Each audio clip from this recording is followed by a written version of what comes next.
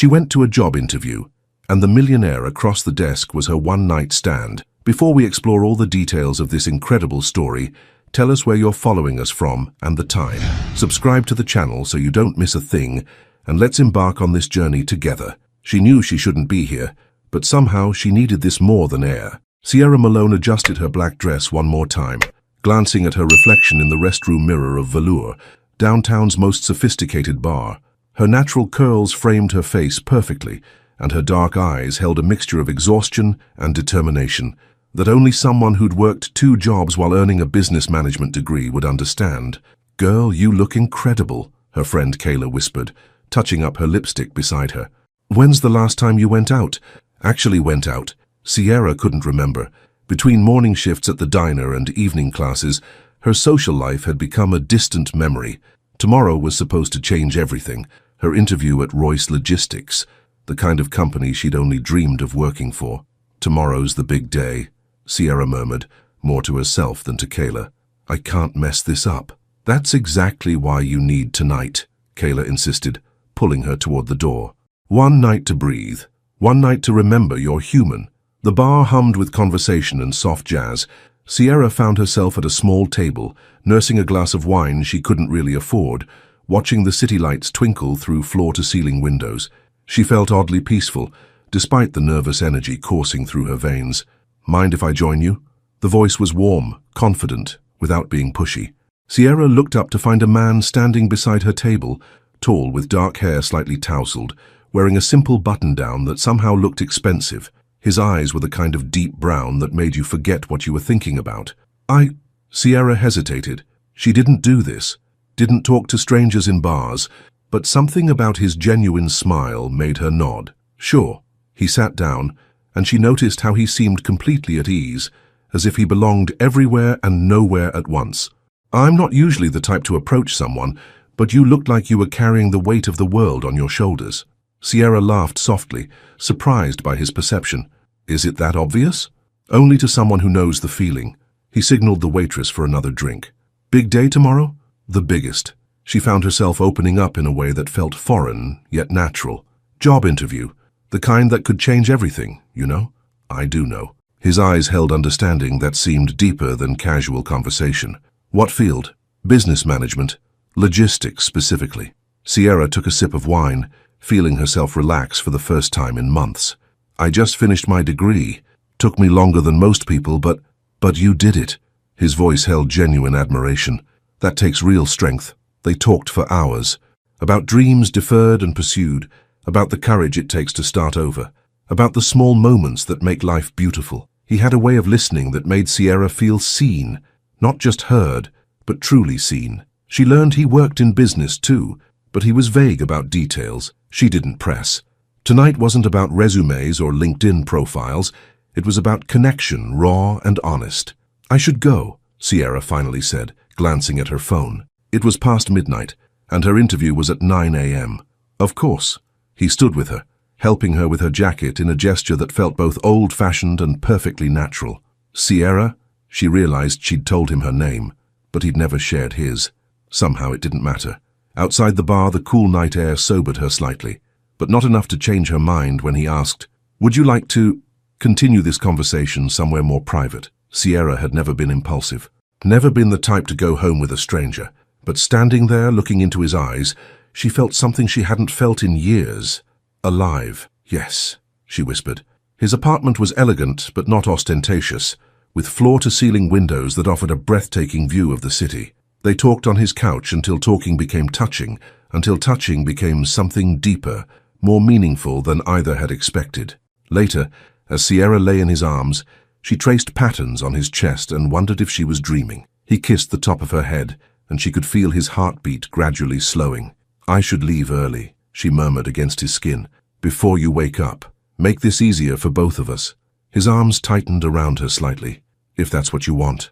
But neither of them wanted easy. They both knew this was different. This connection that had sparked between 2 strangers was something neither had experienced before. As dawn approached, Sierra dressed quietly, watching him sleep. His face was peaceful, younger somehow. She memorized the moment, knowing she'd probably never see him again. At the door she paused, her hand on the handle.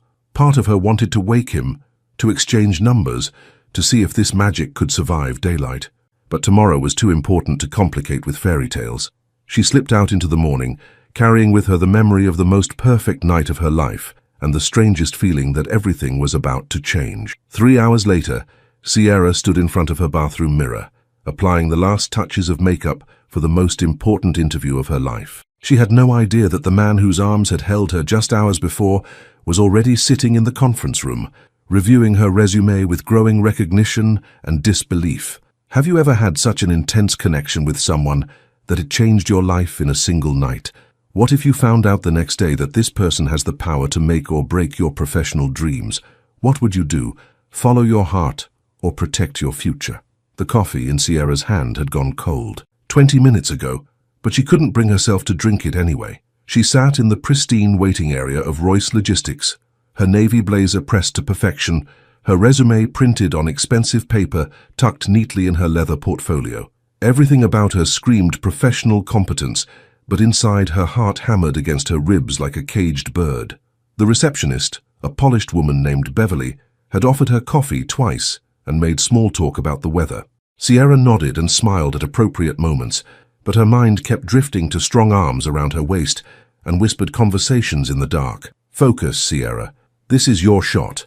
She'd worked too hard to let one perfect night, no matter how earth-shattering, derail the most important morning of her professional life. Her diploma sat framed on her tiny apartment wall, a testament to years of sacrificing sleep, social life, and sanity. 2 jobs, night classes, student loans that would follow her to the grave. All of it had led to this moment. Ms. Malone, Beverly's voice cut through her thoughts.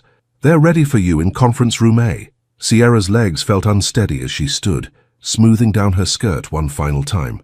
The hallway seemed endless, lined with abstract art and motivational quotes about excellence and innovation. She'd researched everything about Royce Logistics, their expansion into sustainable shipping, their reputation for treating employees well, their mysterious CEO who rarely gave interviews but had transformed the company into an industry leader. She paused outside the conference room door, took a deep breath and knocked. Come in. Sierra pushed open the door and stepped inside, her practiced smile firmly in place. Good morning. I'm Sierra Malone, here for the words died in her throat. Sitting at the head of the polished conference table, wearing an impeccably tailored charcoal suit and tie, was him, the man whose bed she'd left just 6 hours ago, the man whose hands had traced every curve of her body with reverent attention, the man whose name she'd never learned. His dark eyes met hers across the room, and for one crystalline moment, the professional facade cracked. She saw recognition flash across his features, surprise, something that might have been panic, and underneath it all, something that looked dangerously like longing, but it lasted only a heartbeat. Ms. Malone, he said, his voice smooth and completely controlled. Please have a seat. I'm Damian Royce, CEO, billionaire, the man who could make or break her career with a single word. Sierra's legs carried her to the chair across from him, though she couldn't feel them moving. She was grateful for the large table between them, grateful that her hands were steady as she placed her portfolio in front of her. Thank you for this opportunity, Mr. Royce, she managed, her voice surprisingly professional despite the chaos in her chest. 2 other executives flanked him, Linda Hartwell from HR and James Morrison from Operations. They smiled warmly, completely oblivious to the electric tension crackling between their CEO and the candidate. Your resume is quite impressive, Linda began, flipping through Sierra's application. Working full-time while completing your degree shows remarkable dedication. Thank you, Sierra replied, forcing herself to focus on Linda instead of the man whose gaze she could feel burning into her skin. I believe in earning what you want, not just wishing for it. Admirable philosophy, James added. What draws you specifically to logistics? Sierra launched into her prepared answer about supply chain efficiency and sustainable business practices, grateful to have something concrete to focus on. She'd rehearsed this presentation dozens of times, and muscle memory took over. But throughout her responses, she was hyper-aware of Damian's presence. He asked thoughtful questions about process optimization and team management, his tone completely professional. If she hadn't felt his breath on her neck just hours ago, she might have believed he was simply another executive evaluating a candidate. Ms. Malone, Damien's voice cut through her explanation of inventory forecasting models. What would you say is your greatest strength in a leadership role? The question was standard, but the way he asked it, the slight emphasis on strength, made her pulse quicken. She thought of his whispered words from the night before. You're stronger than you know. Authenticity, she answered without hesitation. I believe people respond to genuine leadership. Someone who doesn't pretend to have all the answers, but isn't afraid to find them. Something flickered in his eyes. Approval, perhaps, or recognition of the woman he'd held in his arms. The interview continued for another 20 minutes. Sierra answered every question with growing confidence, her natural intelligence and hard-earned knowledge shining through. Despite the surreal circumstances, she could feel herself impressing the panel. Well, Linda said finally, closing her folder, I think we have everything we need. We'll be in touch within 48 hours. Sierra stood, shaking hands with Linda and James. When she reached Damien, their fingers touched for just a moment longer than professional courtesy required. His hand was warm, familiar, and she fought the urge to hold on. Thank you for your time, she said, meeting his eyes directly for the first time since she'd entered the room. The pleasure was mine, Miss Malone, he replied, and she caught the subtle emphasis on the word pleasure. As she walked toward the door, she heard him speak again, his voice carefully neutral. Miss Malone. She turned back, her hand on the door handle. Good luck, he said simply, but his eyes said so much more. Sierra nodded and left the room, her legs somehow carrying her down the hall, past Beverly's desk into the elevator, and out into the bright morning sun. Only when she reached her car did she allow herself to collapse against the driver's seat, her carefully maintained composure finally cracking. She just had the interview of her dreams with the man from her most perfect night. And neither of them had any idea that this was only the beginning of a collision that would change everything they thought they knew about love, power, and the courage to risk it all. Sierra stared at her phone for the third time in 10 minutes, willing it to ring. 2 days had passed since the interview, 48 hours of replaying every moment, every word, every stolen glance across that conference table. She'd barely slept, barely eaten, surviving on coffee and the kind of nervous energy that makes your hands shake and your thoughts race in endless circles. Her tiny studio apartment felt smaller than usual. The morning sun streamed through her single window, illuminating the stack of bills on her kitchen counter. Rent due in 5 days, student loan payment overdue, credit card balances that made her stomach churn. The diner had cut her hours again, and her savings account showed a balance that wouldn't cover groceries. She needed this job. Not wanted, needed. But every time she closed her eyes, she saw Damien Royce's face in that conference room, the shock in his dark eyes, the way his jaw had tightened when she'd said her name, the careful professionalism that couldn't quite hide the recognition burning beneath. What was he thinking? Did he remember the way she'd laughed at his stories? The way she'd traced patterns on his chest in the early morning light? Her phone buzzed. Text message. Kayla. Girl? Any word yet? I'm dying over here. Sierra typed back quickly. Nothing yet. Trying not to lose my mind. Kayla. They'd be crazy not to hire you. You're brilliant, gorgeous, and you rocked that interview. Trust me. If only Kayla knew the whole truth. Sierra had told her friend about getting the interview, but she'd kept the night at Velour and its shocking aftermath to herself. Some secrets were too complicated to share, even with your best friend. The phone rang. Sierra's heart stopped. Unknown number, but with a local area code. Her hands trembled as she answered. Hello? Ms. Malone? This is Linda Hartwell from Royce Logistics. Sierra's mouth went dry. Yes, hello, Ms. Hartwell. I'm calling with good news. We'd like to offer you the position of Administrative Operations Manager. The salary is $65,000 annually, plus benefits and performance bonuses. The room spun. Sierra gripped the phone tighter, sure she'd misheard. Excuse me? You got the job, Sierra. Linda laughed warmly. We were all very impressed with your interview. Your experience and education are exactly what we're looking for, and frankly, your passion for the industry came through loud and clear. Passion for the industry. If only she knew where that passion had really been focused during the interview. Thank you, Sierra managed, her voice barely above a whisper. Thank you so much. When would you need me to start? Monday, if that works for you. I know it's short notice, but we're eager to get you on board. HR will email you all the paperwork today. Monday, 4 days away. 4 days to mentally prepare for working in the same building as the man she couldn't stop thinking about. Monday is perfect, Sierra said. surprised by how steady her voice sounded. "Wonderful. Oh, and Sierra, Mr. Royce specifically asked me to tell you he's looking forward to working with you." The words hit her like a physical blow. Mr. Royce specifically asked. That's very kind of him," she managed. After Linda hung up, Sierra sat in stunned silence for a long moment. Then slowly she began to smile, then laugh. Then she was on her feet, dancing around her tiny apartment like she'd won the lottery. She'd done it. Despite everything, despite the surreal circumstances, despite the distraction of seeing him again, she'd impressed them with her qualifications alone. She'd earned this. Her phone buzzed with a text from an unknown number. "Congratulations, you deserved this opportunity. D." Sierra stared at the message until her eyes blurred. He had her number. He was thinking about her, and somehow knowing that made the victory feel both more real and more complicated. She typed and deleted a dozen responses before settling on, "Thank you." His reply came immediately. "See you Monday." 2 words that carried the weight of 1,000 unspoken questions.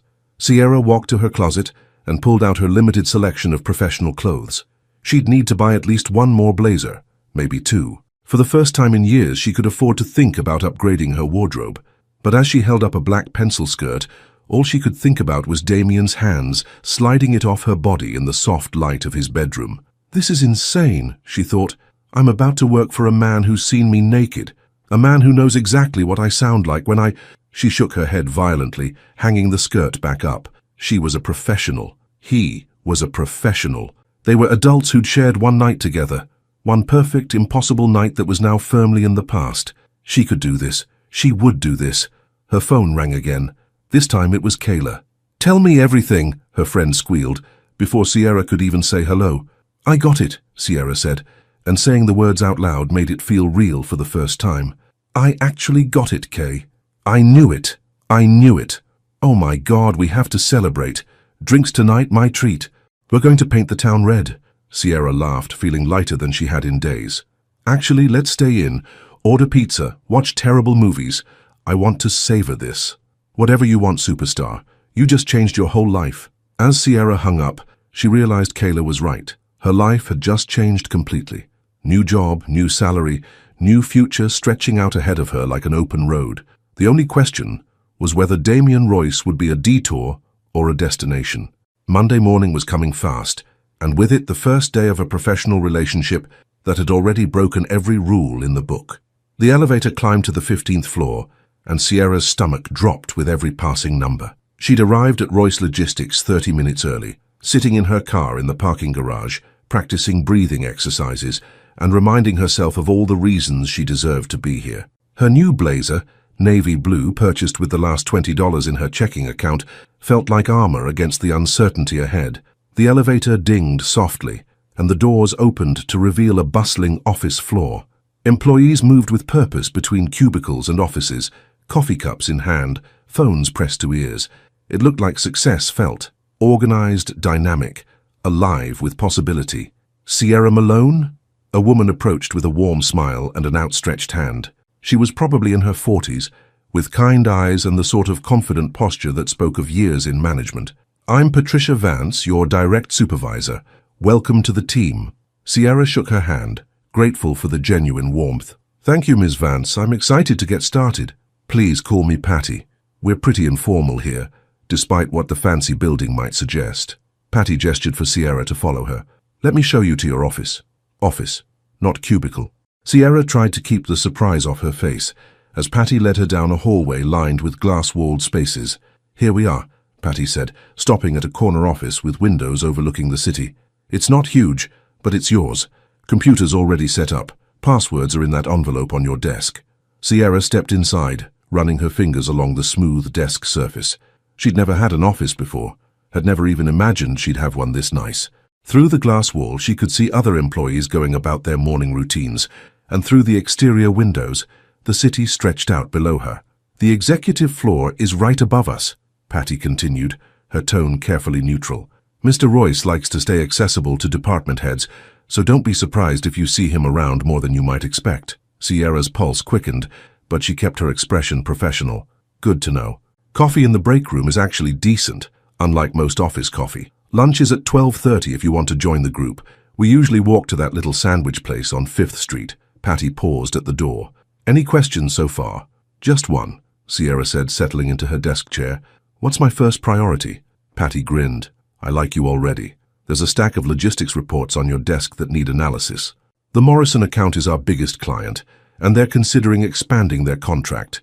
We need to show them we can handle the increased volume. After Patty left, Sierra dove into the work with relief. Numbers and spreadsheets were familiar territory, safe ground where her competence could shine without complications. She lost herself in shipping routes and efficiency calculations, grateful for something concrete to focus on.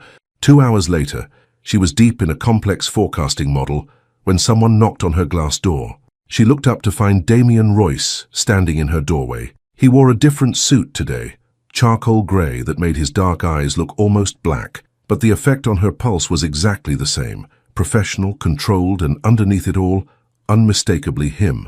Ms. Malone, he said, stepping into her office and closing the door behind him. How's your first morning going? Very well, thank you, Mr. Royce. She stood, smoothing down her skirt, hyper-aware of the way his eyes followed the movement. I'm just reviewing the Morrison account projections. Excellent. He moved closer to her desk, and she caught the faint scent of his cologne, the same one that had lingered on her skin that morning after. I wanted to personally welcome you to the team. That's very kind of you. They stood there for a moment, the air between them charged with everything they couldn't say. Through the glass wall, Sierra could see other employees going about their business, completely unaware of the tension crackling in her office. Sierra, he said quietly, and hearing her name in his voice sent shivers down her spine. Mr. Royce, she interrupted, her voice firmer than she felt. I want you to know that what happened before, it won't affect my work here. I'm completely professional. Something flickered across his face. Disappointment, maybe, or admiration for her directness. Of course, he said, his tone matching hers. I wouldn't expect anything less. But his eyes told a different story. They lingered on her lips for just a second too long, and she remembered the taste of whiskey and possibility on his mouth. The Morrison projections, she said, desperate to break the spell. I think there are some inefficiencies in their current routing that we could address. It might actually save them money while increasing their volume capacity. Damian's eyebrows rose, and she saw genuine interest replace the personal tension. Show me? Sierra turned her laptop screen toward him, pulling up the spreadsheet she'd been working on. As she explained her analysis, pointing to specific data points, he leaned closer to see the screen better. His shoulder brushed hers. His breath was warm against her cheek, and suddenly Sierra couldn't remember what she'd been saying about shipping lanes. This is impressive work, he said, his voice low and warm. You've identified patterns that our previous analyst missed completely. Thank you, she managed, acutely aware that he hadn't moved away. Sierra. Her name was barely a whisper, and when she turned to look at him, his face was inches from hers. For one heart-stopping moment, she thought he might kiss her. Right there in her glass-walled office, with half the company able to see them. Instead, he stepped back abruptly, his professional mask sliding back into place. Excellent work, Ms. Malone, he said, louder now, his voice carrying the authority of a CEO addressing an employee. Please have your full analysis on my desk by Thursday. Of course, Mr. Royce. He walked to the door, paused with his hand on the handle, and looked back at her one more time. Welcome to Royce Logistics, he said simply. After he left, Sierra sank into her chair, her heart racing. Through her window, she could see him walking back toward the elevators, his posture straight and confident.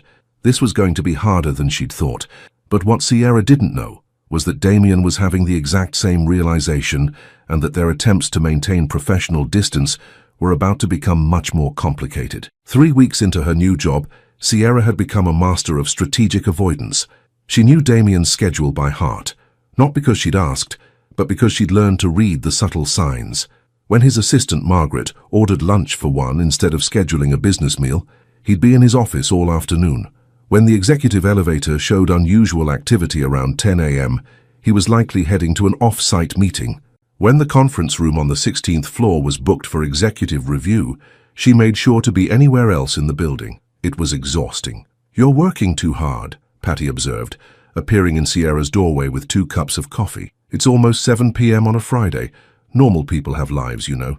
Sierra looked up from her computer screen, blinking away the strain of staring at spreadsheets for the past 10 hours. The office floor had emptied hours ago, leaving only the soft hum of air conditioning and the distant sound of the cleaning crew. Just finishing up the Morrison presentation, Sierra said, accepting the coffee gratefully. "I want it to be perfect for Monday's meeting." "The meeting you've somehow managed to avoid attending for 3 weeks." Patty raised an eyebrow, settling into the chair across from Sierra's desk. "It's impressive, actually. I didn't think it was possible to be this valuable to executive decisions while never actually being in the same room as the executives." Sierra's cheeks burned. "I've been busy with analysis work, field research, data collection." "Uh-huh." Patty sipped her coffee, studying Sierra with the kind of perceptive look that made her squirm. "Want to tell me what's really going on?" "Nothing's going on. I'm just—" "Sierra." Patty's voice was gentle but firm. "I've been doing this for 15 years. I know when someone's running from something. The question is whether you're running from the job or from someone in the job." Sierra's hands stilled on her keyboard. Through her office window, she could see the city lights beginning to twinkle as dusk settled over downtown. Most of the building was dark now, but she could see light still blazing from the executive floor above. Was he still here too, working late thinking about Morrison projections and quarterly reports, or was he thinking about her? "There was a complication," Sierra said finally. "Before I started here, something personal that could affect my professional relationships." Patty nodded slowly. "And you're handling it by pretending it doesn't exist?" "I'm handling it by focusing on my work and proving I deserve to be here." "Honey," Patty said, her voice kind but knowing, "you've already proven that. Your Morrison analysis saved the company $200,000 in the first month. Your efficiency recommendations have streamlined 3 different departments. Damian Royce himself told the board that hiring you was the best decision we'd made all year." Sierra's breath caught. "He said that?" "In yesterday's executive meeting, which coincidentally you managed to miss again due to that sudden urgent need to inventory the warehouse." Patty's smile was understanding. "Whatever this complication is, it's not affecting your work quality, but it is affecting you, and that's what I'm worried about." Before Sierra could respond, the soft ding of the elevator echoed across the empty floor. Both women looked up to see Damian Royce step out. His tie loosened, his usually perfect hair slightly mussed from running his fingers through it. He stopped when he saw the light in Sierra's office, and even from across the floor, she could see the moment he realized she was there. "Well," Patty murmured, standing and gathering her things with knowing efficiency, "I should get home to my husband. You two have a good evening." "Patty, wait!" But her supervisor was already gone, leaving Sierra alone as Damian's footsteps approached across the empty office floor. He appeared in her doorway, and Sierra's heart did that familiar skip that 3 weeks of avoidance hadn't been able to cure. "Working late again," he observed, his voice carefully neutral.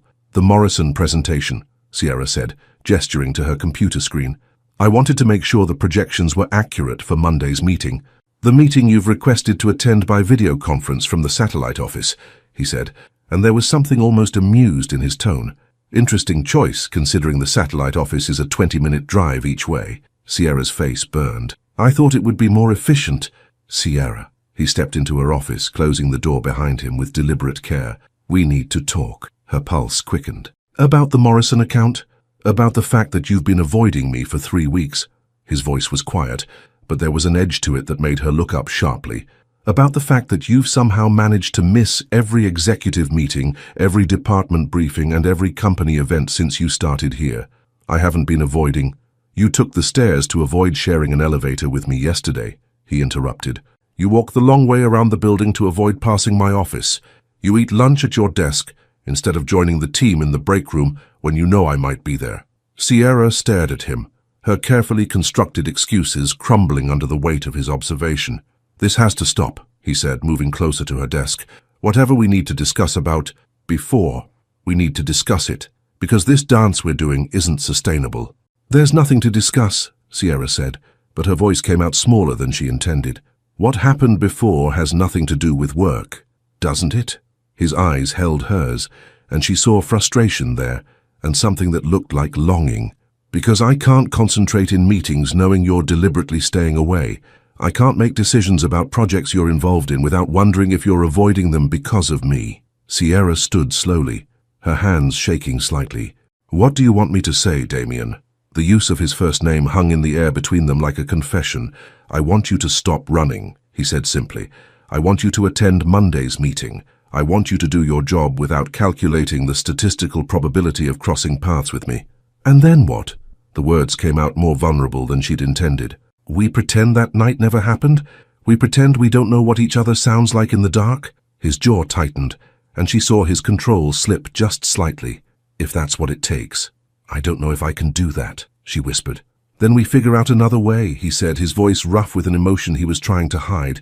But this avoidance, this pretending, it's not working for either of us. The confession hung between them like a bridge. Neither was quite ready to cross, but both knew they couldn't avoid forever. The Monday morning meeting was scheduled for 9 a.m. sharp, and Sierra arrived at 8:30, determined to prove she could be professional. She'd spent the weekend replaying Friday night's conversation, analyzing every word, every pause, every moment when Damien's carefully maintained control had slipped. We figure out another way. The words had echoed in her mind as she'd picked out her outfit, practiced her presentation, and reminded herself that she was Sierra Malone, competent, qualified, and capable of handling any situation, even this one. The executive conference room buzzed with pre-meeting energy. Department heads shuffled through papers, assistants poured coffee, and laptops hummed to life around the polished mahogany table. Sierra took a seat halfway down the table, close enough to present her findings but far enough from the head of the table to maintain some emotional distance. She was reviewing her notes when Damien walked in. He looked impeccable as always. Navy suit, crisp white shirt, confidence radiating from every step. But Sierra had learned to read the subtle signs, the slight tension in his shoulders, the way his eyes swept the room before landing on her, the almost imperceptible pause when their gazes met. "Good morning, everyone," he said, taking his seat at the head of the table. "Let's begin with the Morrison account analysis." Sierra, her name on his lips sent that familiar jolt through her system, but she stood smoothly, moving to the presentation screen with her laptop in hand. "Thank you, Mr. Royce." She connected her computer and pulled up the first slide. "Over the past month, I've conducted a comprehensive analysis of Morrison Industries' shipping patterns and identified several opportunities for optimization." As she clicked through her presentation, Sierra felt her confidence return. This was what she was good at. Numbers, logic, solutions that made sense on paper and in practice. She explained routing inefficiencies, cost-saving measures, and potential expansion scenarios with the kind of precision that had earned her this job in the first place. "Questions?" she asked, finishing her final slide. James Morrison, not the client, but the head of operations who shared the name, raised his hand. "These projections assume Morrison Industries will increase their volume by 30%. What if they can't meet those numbers?" "Excellent question," Sierra replied, clicking to a backup slide she'd prepared. "I've modeled 3 scenarios: conservative growth at 15%, moderate at 30%, and aggressive at 45%. In all cases, the efficiency improvements we're proposing will result in cost savings that justify the initial investment." Around the table she saw impressed nods, scribbled notes, and the kind of engaged attention that meant she'd done her job well. "Outstanding work," said Linda Hartwell from HR. "How quickly could we implement Phase 1? "With Morrison Industries' approval, we could begin the routing changes within 2 weeks, Sierra answered. "And the timeline for full implementation?" This question came from Damien, his voice professionally neutral, but his eyes holding an intensity that made her pulse quicken. 6 months for complete optimization, with measurable improvements visible within the first quarter, Sierra replied, meeting his gaze directly for the first time since that night 3 weeks ago. Something passed between them. Approval, recognition, and underneath it all, that undeniable current of attraction that professional settings couldn't quite neutralize. The meeting continued for another hour, with Sierra fielding questions and suggestions with growing confidence. When it finally ended, she was packing up her laptop when Damien's voice stopped her. "Sierra, could you stay behind for a moment? I have some follow-up questions about the implementation timeline." The room emptied quickly, leaving them alone with the morning sunlight streaming through floor-to-ceiling windows and the lingering energy of a successful presentation. "That was exceptional work," Damien said once the door closed. "You've essentially redesigned their entire logistics framework in a month." "Thank you," Sierra replied, surprised by how much his professional approval meant to her. "I wanted to make sure I was bringing real value to the company." "You are." He moved closer, and she could see exhaustion in his eyes that hadn't been visible during the meeting. "Sierra, about Friday night." "You were right," she interrupted. "The avoidance wasn't working, for either of us. So what do we do now?" His voice was quieter, more vulnerable than she'd heard it since that first night. Sierra looked at him, really looked at him. This man who'd held her like she was precious, who'd listened to her dreams and fears in the dark, who'd given her a job based on merit, despite the complicated history between them. "We figure out how to work together," she said finally, "professionally, without letting what happened before affect our judgment or our careers." "And personally?" The question hung in the air between them. Sierra's heart hammered against her ribs. "There can't be a personally. You know that. You're my boss, Damien. You're a billionaire CEO, and I'm an employee who's still paying off student loans. The power dynamic alone makes this impossible." "What if it wasn't impossible?" he asked, stepping closer. "What if we found a way to make it work?" "How?" Sierra's voice was barely a whisper. "How do we make this work without compromising everything we've both worked for?" Damien was quiet for a long moment, his dark eyes searching her face. "I don't know," he admitted. "But I know I can't stop thinking about you.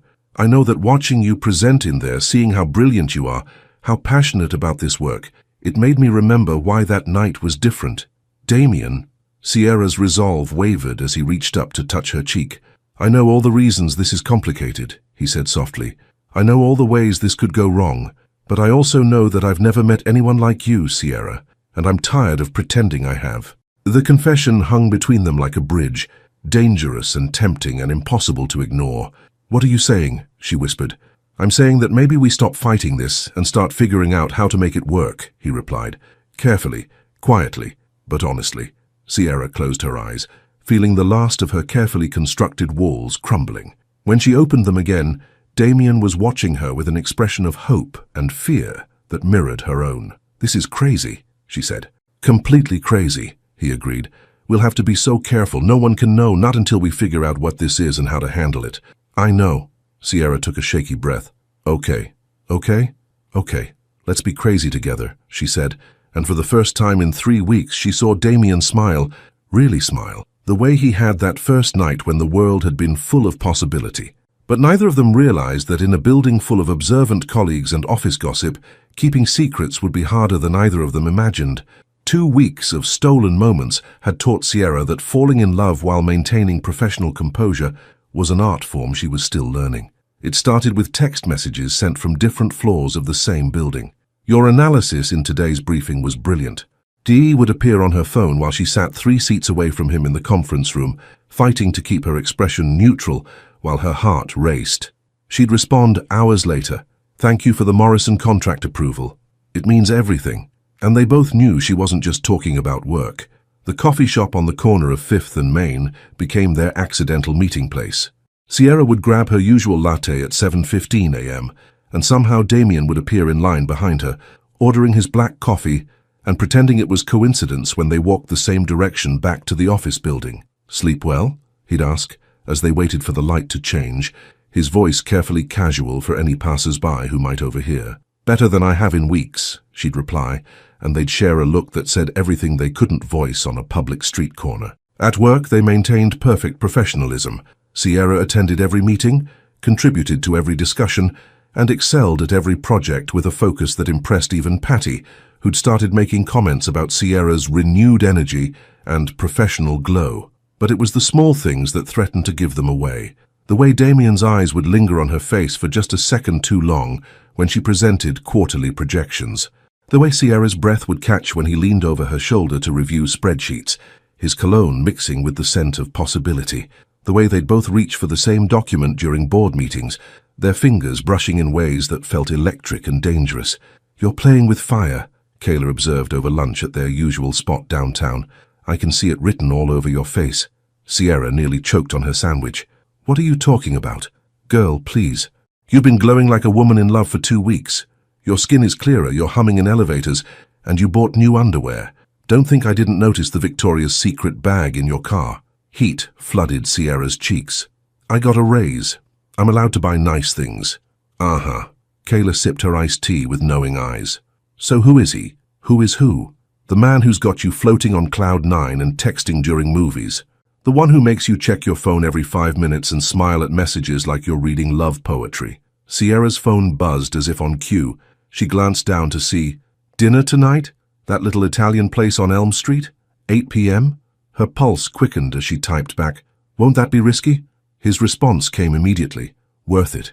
"Oh my God," Kayla breathed, reading Sierra's expression like an open book. "It's someone from work, isn't it?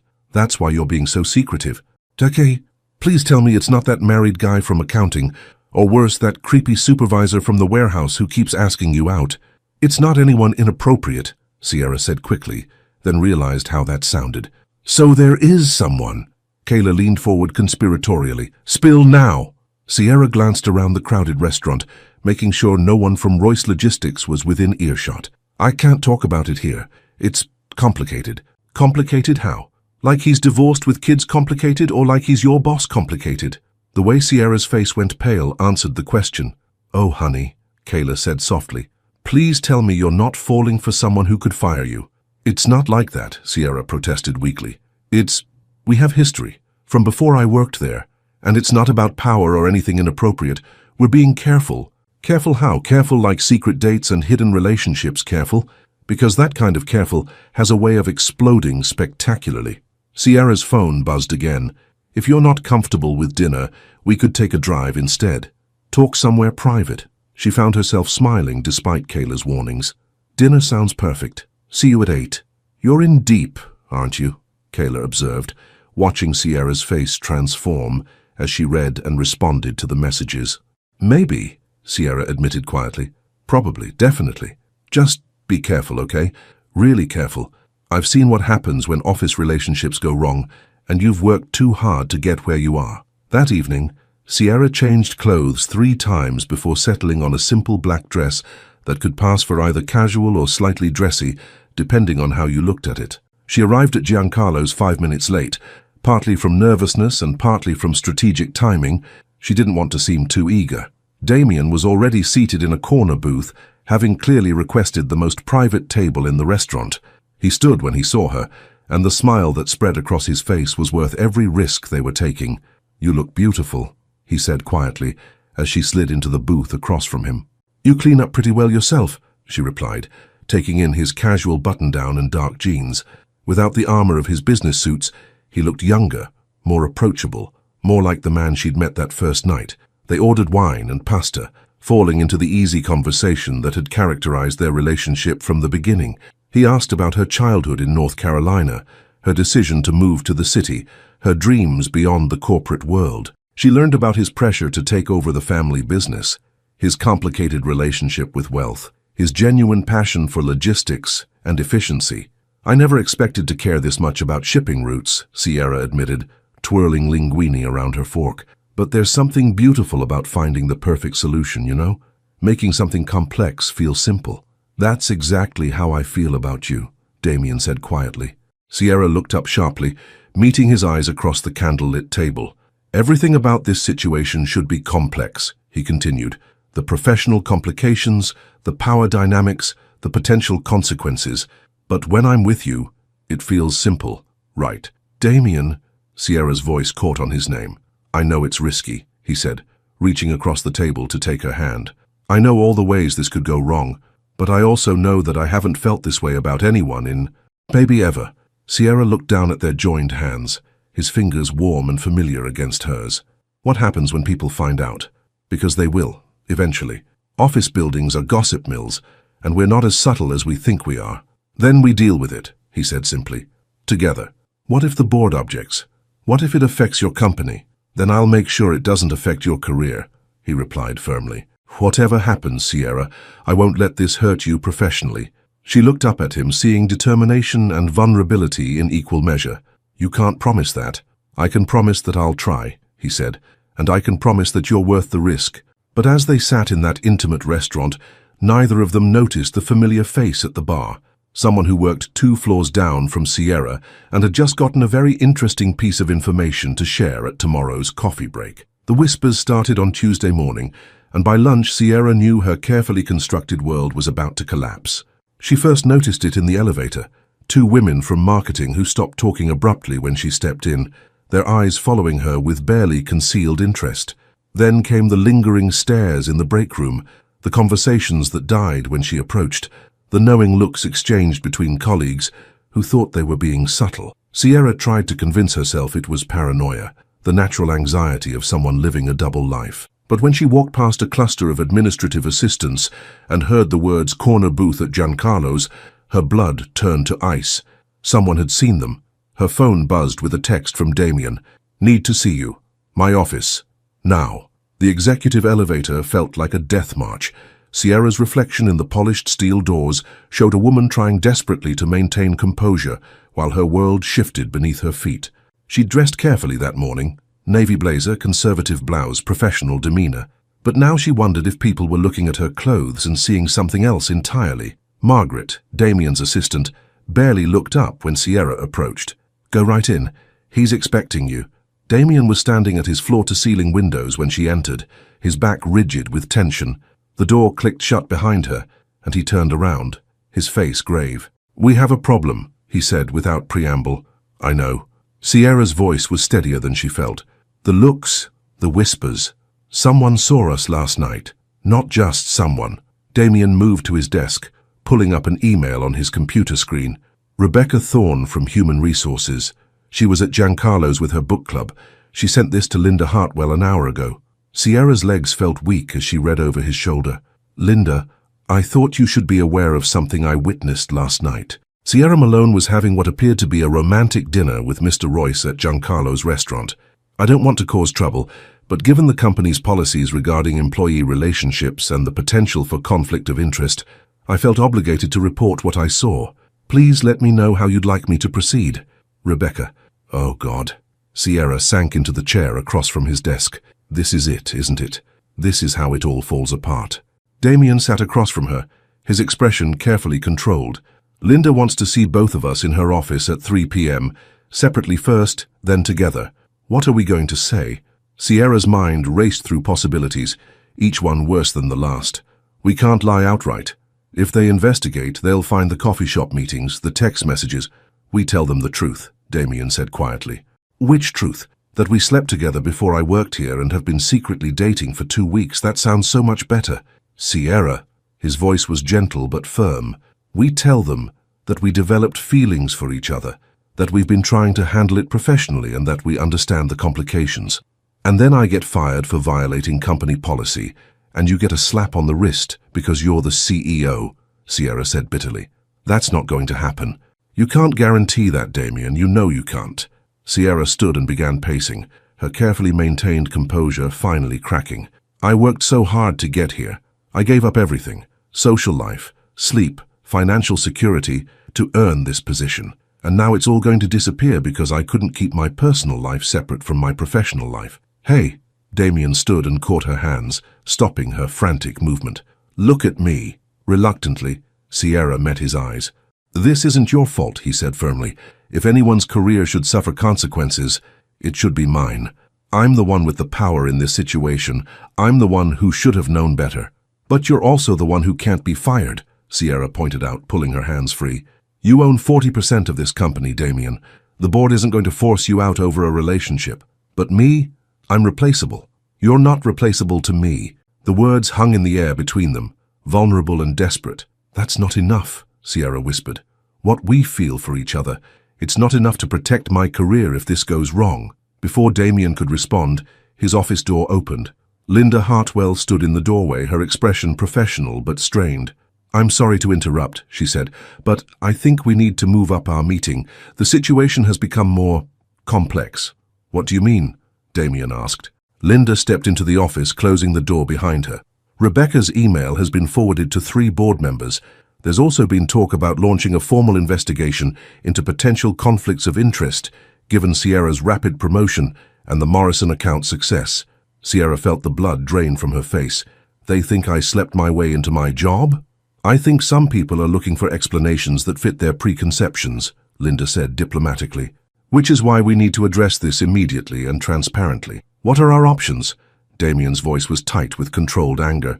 "Limited," Linda admitted. "Sierra, you could request a transfer to another department, which would remove the direct reporting relationship, or one of you could consider taking a leave of absence while we sort through the policy implications." "Or," Sierra asked, though she dreaded the answer, "or we could recommend that you resign, with excellent references and a generous severance package, to avoid further complications for both you and the company." The words hit Sierra like a physical blow. She'd known this was a possibility, but hearing it stated so matter-of-factly made it real in a way that stole her breath. "No," Damien said sharply. "Sierra Malone is one of the most talented analysts this company has ever hired. Her work on the Morrison account alone has saved us hundreds of thousands of dollars. We're not losing her because of office gossip." "Damien," Linda said gently, "I understand your position, but we have to consider what's best for everyone involved, including Sierra herself." Sierra looked between them, watching her career and her relationship discussed like items on a business agenda. She thought about her tiny apartment, her student loans, the years of sacrifice that had led to this moment. "I need some time to think," she said quietly. "Of course," Linda replied, "but I'm afraid we'll need a decision by end of business today. The board is meeting tomorrow morning, and they'll want answers." As Linda left, Sierra and Damien stood in silence, the weight of impossible choices settling between them. "What do we do?" Sierra asked finally. Damien looked at her with an expression that broke her heart, love and frustration and helplessness all mixed together. "I don't know," he admitted, "but whatever we decide it together." But Sierra was beginning to realize that some decisions couldn't be made together, and that sometimes loving someone meant making the hardest choice of all. Sierra sat in her car in the parking garage at 4:47 p.m., 13 minutes before she had to give Linda Hartwell an answer that would determine the rest of her life. Her resignation letter lay on the passenger seat, typed and printed on company letterhead, her signature a careful script at the bottom, 3 paragraphs that summarized her month at Royce Logistics and thanked them for the opportunity while citing personal reasons for her departure. It was the smart choice, the safe choice, the choice that protected everyone. Her phone had been buzzing all afternoon. Missed calls from Kayla, text messages from Patty asking if she was okay, and a stream of messages from Damien that had grown increasingly desperate. "Don't do this. We can find another way. Please, Sierra, don't run. I'm willing to step down temporarily if that's what it takes." That last message had made her cry in the bathroom stall on the 14th floor, ugly sobs that she'd muffled with her hands pressed against her mouth. He was willing to step down, for her. A billionaire CEO ready to walk away from his company because she was worth it to him. But that was exactly why she couldn't let him. Sierra picked up her phone and scrolled to Damien's contact. Instead of calling, she typed, "Meet me on the roof, 5 minutes." The roof access was technically restricted, but Sierra had discovered weeks ago that the door was usually unlocked during business hours for maintenance crews. She pushed through the heavy metal door and stepped into the late afternoon air, the city spreading out below her like a promise she might never get to keep. Damien appeared less than 3 minutes later, slightly out of breath from taking the stairs 2 at a time. "Sierra, thank God. I thought you'd already—" He stopped when he saw her face. "You're really going to do it, aren't you?" "It's the right choice," she said, though the words felt like glass in her throat. "For who?" His voice was rough with emotion. "For them? For the company? Because it's sure as hell not right for us." "For you," Sierra said quietly. "It's right for you." Damien stared at her, and she saw the moment understanding hit him. "No, Sierra, no. You're not sacrificing your career for mine. Your career isn't just about you," Sierra said, moving to the ledge that overlooked downtown. "You employ 300 people, Damien. You have responsibilities, obligations, a legacy to maintain. I have student loans and a studio apartment. Don't," his voice was sharp with pain, "don't minimize what you are, what you've accomplished. You earned your position here, Sierra. You earned it with your intelligence and your hard work and your talent. And I'm about to lose it because I fell in love with my boss." The confession slipped out before she could stop it, hanging in the air between them like a bridge she couldn't cross back over. Damien went very still. "What did you say?" Sierra closed her eyes, feeling tears spill over her cheeks. "I said I fell in love with you, which is why I have to go. That's exactly why you have to stay." She turned to find him right behind her, his eyes dark with an intensity that made her knees weak. "I love you too, Sierra," he said, his voice breaking slightly on her name. "I love your laugh when you think no one's listening. I love the way you chew your lip when you're concentrating on spreadsheets. I love that you see solutions where other people see problems. I love that you're brave enough to start over, smart enough to succeed, and stubborn enough to walk away from something good because you think it's noble." "Damien, please don't make this harder." "I'm making it honest," he interrupted. "For the first time since that night at Velour, I'm being completely honest. I love you, and I'm not letting you disappear from my life because other people have small minds and smaller hearts." "What are you saying?" Damien took her hands in his, and Sierra could feel them trembling slightly. "I'm saying that if you resign, I resign too. You can't do that. I can do anything I want. It's one of the few perks of being disgustingly wealthy." His attempt at humor fell flat, and his expression grew serious again. "Sierra, I've spent my entire life making decisions based on what other people expected of me, taking over the company because it was tradition, dating women who looked good at charity galas, building a life that looked perfect from the outside and felt empty on the inside. That's not—" "Let me finish." His grip on her hands tightened. "You changed that. That night we met, you saw me. Not my last name or my bank account or my title, just me. And these past few weeks working with you, watching you transform this company with your ideas, it's been the first time I've felt like the person I am matched the person I wanted to be." Sierra's tears were falling freely now. "What are you asking me to do? I'm asking you to trust me. Trust us." Damien released her hands to frame her face with his palms. "Stay at Royce Logistics. Let me handle the board, the gossip, the complications. Let me prove that what we have is worth fighting for. And if it doesn't work, if they force you out anyway, then we'll figure it out together," he said simply. "I'd rather build something new with you than maintain something empty without you." Sierra searched his face, seeing determination and vulnerability and love so fierce it took her breath away. "The board meeting is tomorrow morning," she whispered. "I know. Linda needs an answer in 8 minutes. I know. This could destroy everything you've worked for." "Sierra." His voice was gentle but firm. "You are everything I've been working toward, even when I didn't know it. Everything else is just details." She looked at him, this man who'd been willing to step away from his empire for her, who saw her worth even when she doubted it herself, who loved her enough to fight the entire corporate world if necessary. "Okay," she said finally. "Okay? Okay, let's fight." Sierra stood on her tiptoes and kissed him, tasting salt from her tears and promise from his lips. "Let's see what happens when we stop running and start believing we deserve this." When they broke apart, Damien's smile was brilliant enough to rival the setting sun. "Together?" he asked. "Together," she confirmed. They walked back toward the stairwell hand in hand, Sierra's resignation letter forgotten in her car, their future uncertain but no longer empty. But as they prepared to face the corporate battle ahead, neither of them knew that tomorrow's board meeting would bring a revelation that would change not just their relationship, but the entire foundation of Royce Logistics itself. The boardroom at 8 a.m. felt like a courtroom, and Sierra was both the defendant and the key witness. She sat beside Damien at the polished mahogany table, her hands steady despite the storm raging in her chest. Around them, 12 board members shuffled through documents and whispered among themselves with the kind of quiet intensity that preceded corporate executions. Charles Whitmore, the silver-haired chairman who'd known Damien since childhood, called the meeting to order with a grave expression that didn't bode well for anyone. "We're here to address the allegations regarding a personal relationship between CEO Damien Royce and employee Sierra Malone," he began, his voice carrying the weight of institutional disapproval. "This matter concerns potential conflicts of interest, violations of company policy, and questions about Ms. Malone's rapid advancement within the organization." Sierra felt every pair of eyes in the room land on her like physical weight.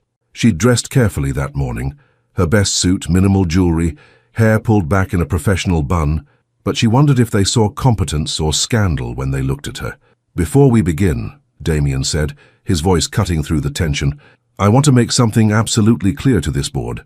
Charles raised an eyebrow. "Damien, perhaps we should hear from Ms. Malone first." "No." Damien stood, and Sierra felt the shift in power dynamics like electricity in the air. "You'll hear from me first because I'm the one who bears responsibility for this situation." He moved to the head of the table, every inch the commanding CEO Sierra had first seen across an interview desk.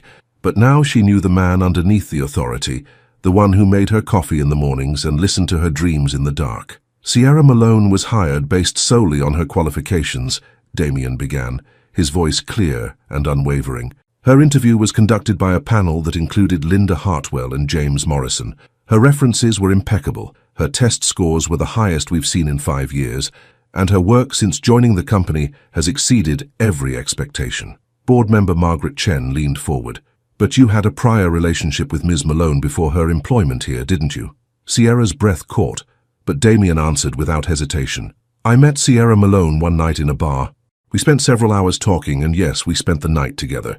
Neither of us exchanged last names or contact information. When she walked into her interview the next morning, I was as surprised as she was. And you didn't recuse yourself from the hiring decision? This from Thomas Bradley, whose disapproval was written across his face. I should have, Damien admitted.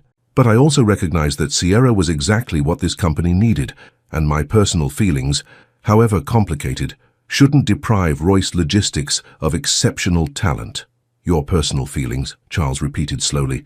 Are we to understand that you've been pursuing a romantic relationship with a subordinate employee? You're to understand, Damien said, his voice growing stronger, that I fell in love with a woman who challenged me intellectually, impressed me professionally, and made me want to be better than I was. The fact that she works for this company doesn't diminish her worth or her accomplishments.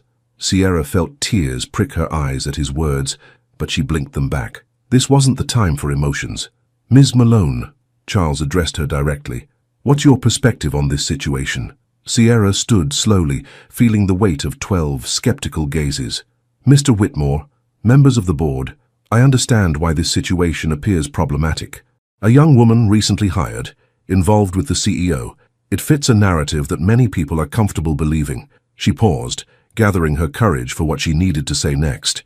But that narrative ignores who I am and what I've accomplished. I graduated summa cum laude while working 2 jobs. I've increased efficiency in 3 departments since I started here. My Morrison account analysis has saved this company over $400,000 in the past month alone. I didn't sleep my way into this position. I earned it. Nevertheless, Margaret Chen interjected, the appearance of impropriety is based on assumptions about my character and my abilities, Sierra interrupted, surprising herself with her firmness. I respect this company too much, and I respect myself too much to compromise either for personal gain. Then what do you propose we do about this relationship? Thomas Bradley asked.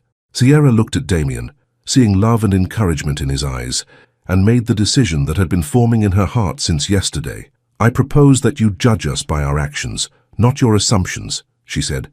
Damien and I have maintained complete professionalism at work. Our personal relationship has never influenced business decisions or compromised company interests. If you need to create new policies to address workplace relationships, then create them. But don't punish competence because it comes with complications. The room fell silent. Sierra could hear her own heartbeat in her ears. Then Charles Whitmore did something unexpected. He smiled. Ms. Malone, he said, you've just demonstrated exactly why Damien hired you. That was either the most foolish or the most courageous thing I've ever heard in this boardroom. Hopefully both, Sierra replied, and several board members actually chuckled. Charles looked around the table, making eye contact with each member. All in favor of allowing Mr. Royce and Ms. Malone to continue their employment with the understanding that their relationship will be disclosed and monitored for any conflicts of interest. One by one, hands went up around the table, not unanimously. Thomas Bradley and one other member abstained, but enough to carry the vote. Motion carried, Charles announced, with the following conditions. All interactions between Mr. Royce and Ms. Malone regarding company business must be documented. Ms. Malone will report directly to the COO rather than the CEO to eliminate direct reporting relationships, and both parties will participate in quarterly reviews to ensure no conflicts of interest arise. Sierra felt her knees go weak with relief. She was still employed. They both were. There's one more thing, Damien said, and Sierra's heart stopped. What was he doing? I want to announce my engagement, he continued, and Sierra's world tilted sideways. Damien, she whispered, but he was already moving toward her. Sierra Malone, he said, dropping to one knee in front of the entire board of directors. You've already changed my life in every way that matters. Will you marry me? The room erupted in surprised murmurs, but Sierra could only see Damien's face, hopeful and terrified and completely sincere. Are you insane? She whispered. Completely, he replied with a grin. But I'm also in love with you, and I don't want to waste another day pretending that what we have is anything less than extraordinary. Sierra looked around the boardroom, at the shocked faces, the calculating expressions, the few genuine smiles, and realized that none of it mattered compared to the man kneeling in front of her. Yes, she said, loud enough for everyone to hear. Yes, you absolutely crazy, wonderful man. As Damien slipped a ring onto her finger, where had he gotten a ring, and kissed her in front of the most powerful people in the company, Sierra realized that sometimes the most professional thing you can do is be completely, unapologetically human. The boardroom applauded, some enthusiastically, some politely, but they applauded.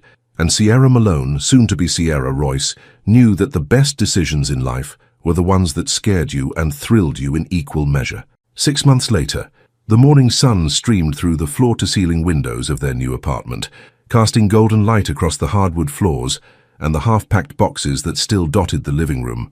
Sierra Royce, she was still getting used to the name, stood at the kitchen counter in one of Damien's oversized shirts, her wedding ring catching the light as she stirred honey into her coffee. 6 months ago, she'd been mixing instant coffee in a studio apartment, counting pennies, and dreaming of a future that seemed impossibly distant. "You're up early." Damien's voice was warm with sleep as his arms wrapped around her waist from behind. "Couldn't sleep," Sierra admitted, leaning back against his chest. "Big day today." Today was the official launch of the Morrison expansion, the project that had brought them together professionally and nearly torn them apart personally. But it was also something more, proof that love and ambition could coexist, that taking risks sometimes led to rewards beyond imagination. "Nervous?" Damien asked, pressing a kiss to the top of her head. "Excited," Sierra corrected. "There's a difference." Through their windows, the city was waking up. Early commuters heading to coffee shops, joggers making their way through downtown streets, the everyday rhythm of people chasing their dreams. Sierra thought about her younger self, the woman who'd walked into that bar 6 months ago carrying the weight of exhaustion and hope in equal measure. She'd had no idea that one conversation with a stranger would rewrite the entire trajectory of her life. "I have something for you," Damien said, releasing her to retrieve a small wrapped package from the counter. "It's not my birthday," Sierra protested, but she was already smiling as she accepted the gift. Inside was a simple silver necklace with a small compass pendant. "So you never lose your way," Damien explained as he fastened it around her neck. "Though I have a feeling you've always known exactly where you were going." Sierra touched the pendant, feeling its weight against her skin. "I knew where I wanted to go, I just didn't know how to get there." "And now?" She turned in his arms, studying his face. The face she woke up to every morning, the face that had looked at her across a boardroom table with professional respect and personal desire. The face that had been filled with love and terror when he'd proposed in front of 12 corporate executives. "Now I know that the best destinations are the ones you discover along the way," she said. "The ones you never planned for, but can't imagine living without." Her phone buzzed with a text from Kayla. "Saw the Morrison announcement in the business section. My girl is taking over the world. Also, dinner Sunday? I want to hear all about married life." Sierra showed Damien the message, and he laughed. "Should I be worried that your best friend still interrogates me about my intentions?" "Always," Sierra replied with a grin. It's one of her best qualities. Another text came in, this one from Patty. "Congratulations on the Morrison launch. The whole team is proud of you. Coffee later to celebrate?" Then one from Linda Hartwell. "Outstanding work on the expansion project. The board is thrilled with the results." And finally, surprisingly, one from Charles Whitmore. "Well done, Ms. Royce. Your father-in-law would be proud. The whole world is rooting for us now," Sierra observed, scrolling through the messages. "Not the whole world," Damien said. "Thomas Bradley still gives me disapproving looks in board meetings. He'll come around, my charm is irresistible." It certainly worked on me. They stood together in their sun-filled kitchen, coffee growing cold in their hands, the city humming with possibility outside their windows. In a few hours, they'd go to the office.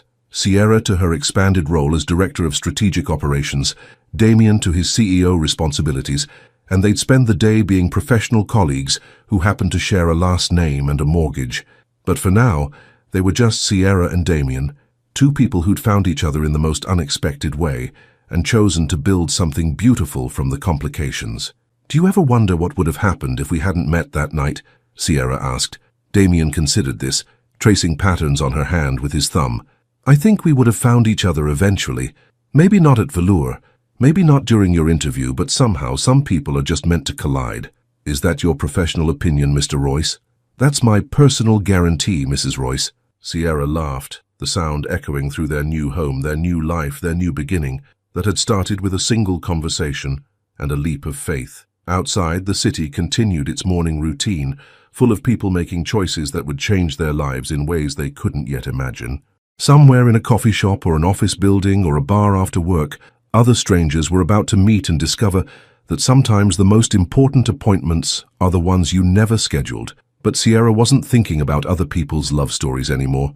She was too busy living her own. Ready for another day of being disgustingly successful and inappropriately in love? Damien asked, stealing a sip of her coffee. Always, Sierra replied, and meant it with every fiber of her being. As they prepared for another day of building their empire together, professional and personal, practical and passionate, Sierra touched the compass pendant at her throat and smiled. She'd found her true north, and it looked exactly like forever. The end. Sierra and Damien proved that sometimes the greatest risks lead to the most beautiful rewards. If you had the chance to rewrite your own love story, would you be brave enough to choose the person who challenges everything you thought you knew about yourself? What would you risk for a love that transforms not just your heart, but your entire life? Your participation in the channel is very important, so please leave your opinion in the comments. Thank you so much for watching until the end. If you enjoyed this story, don't forget to subscribe to the channel, leave a like, and comment your thoughts. Your participation is very important to us. See you next time.